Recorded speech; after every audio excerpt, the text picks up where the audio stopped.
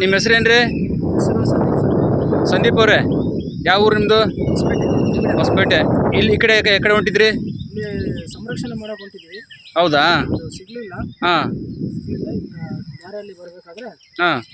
ಇದು ಸಿಕ್ತು. ಏನು ಅವ್ರಿ ಇದು? ಇದು ರ್ಯಾಟ್ ಸ್ನೇಕ್ ಅಂತಾರೆ, ಕೆರೆ ಹಾವು ಅಂತಾರೆ. ಕೆರೆಯಾವ?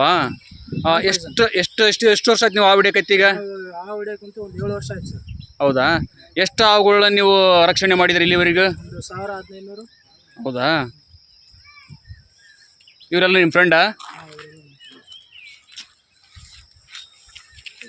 ತೋರಿಸಪ್ಪ ಹೆಸರು.